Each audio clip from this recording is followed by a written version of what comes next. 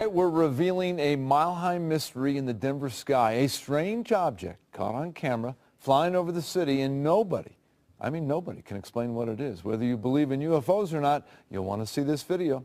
Fox 31 Denver investigative reporter Heidi Hemmett is here to explain. Heidi? Well, when I first saw this video, I have to admit I was skeptical. One of our viewers first alerted us to this unusual object that appears to launch and land in the metro area.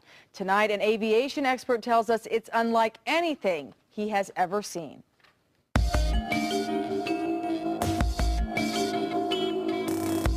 It's not a bird. Going up and up and up. It's not a plane. Here it's flipping around. Even this aviation expert is mystified. I can't identify it. We first learned about these strange sightings when this metro area man, who does not want to be identified, brought us his home video. You're going to see a little burst of fire right there, kind of a thruster.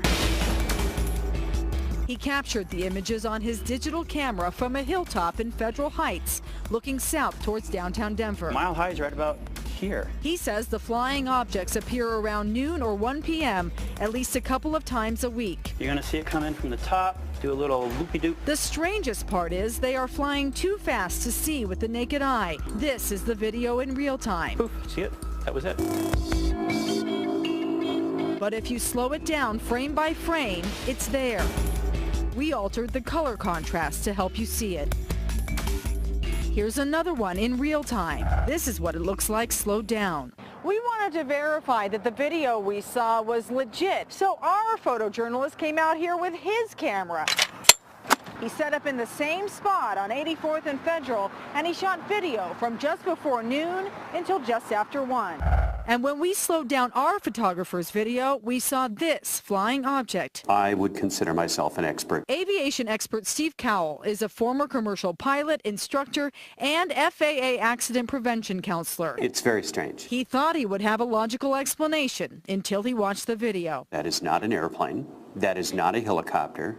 Those are not birds. I can't identify it.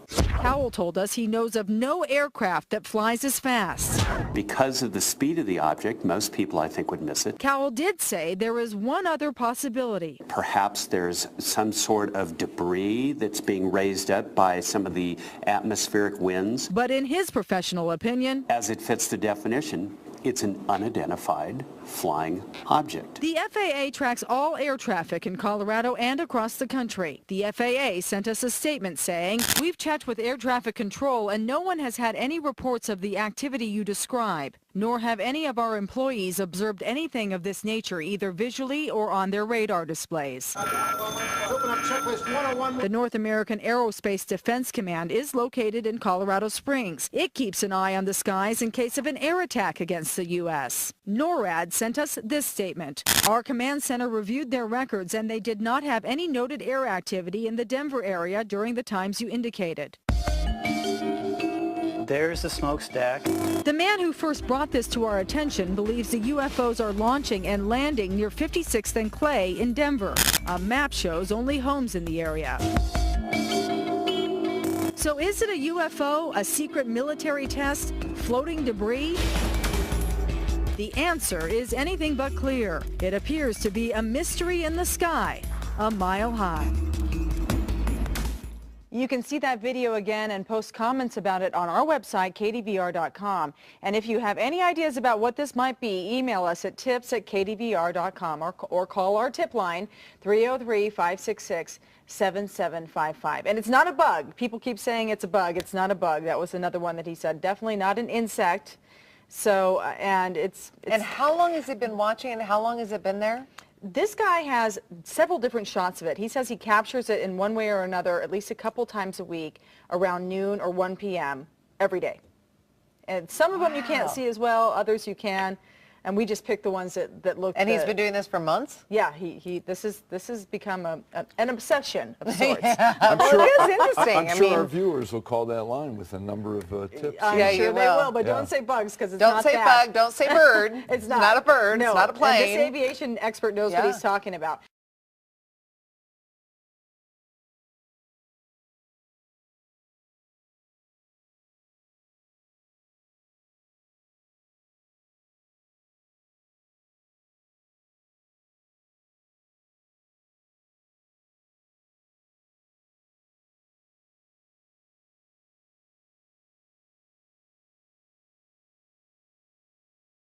Belief can be a powerful force. No one knows that better than the people who are sure they've seen Bigfoot, and in Colorado. In this week's Storytellers Report, 9 News reporter Colleen Ferreira and photojournalist Matt McKella talked to people who say they are sure of what they saw.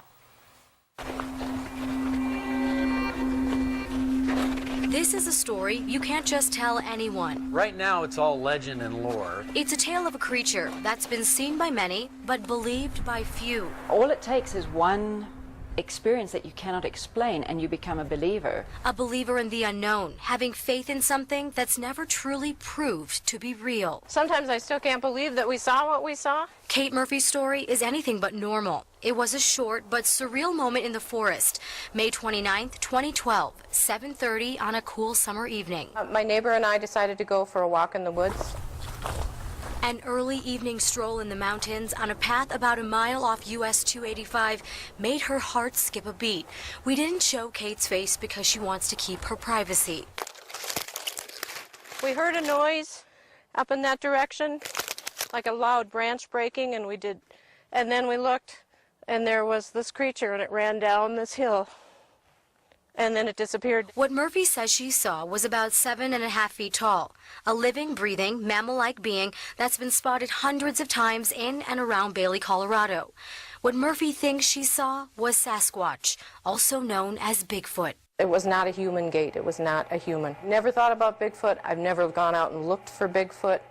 It was there. Because Murphy and her friend both experienced the sightings together, investigators who claim to study the Bigfoot phenomenon deemed their sighting credible. Lots of sightings, but from a scientific perspective, no valid evidence. John Demboski is a curator of vertebrate zoology at Denver's Museum of Nature and Science. He tells us there's no clear video or picture to prove that a Bigfoot creature is real.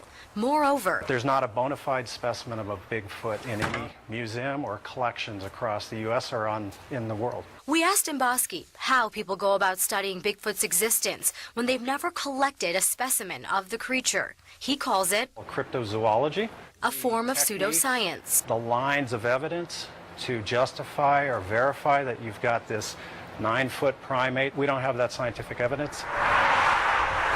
But here at the Bailey Country Store, that doesn't matter.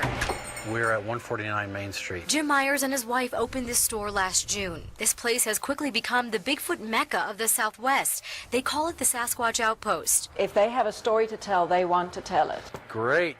Did you find everything This store brings believers of Bigfoot on common ground. Tales are told with colored pins on this map in their store, a map that now belongs to the Bigfoot theory, where Sasquatch spotters from all over the country come to file their epic sightings. So it leaves you with a bit of a dilemma that you've got to decide one way or the other. The Myers say that people go squatching because they believe in their heart of hearts there's a being out there, a creature of nature that's left a significant imprint in the snow. And in Kate's mind. You know, some people say it just can't exist, but God has made this huge world and man doesn't know it all. Because sometimes we fear the unknown. We don't want to know what exists out here. Science tells us this creature isn't real, that it just can't exist. But Murphy says she still believes she saw something, and she's sure glad she did. Oh, I just feel so blessed. I mean, and it turned my life upside down. I'm not just looking at the trees now, I'm kind of looking behind the trees. With photojournalist Matthew McKella, I'm Colleen Ferreira, 9 News. Just saying, there were a lot of pins on that map. There were. Our expert, though, John Demboski, has studied 60,000 different mammal specimens, and he's firm on it. There is no evidence of Bigfoot.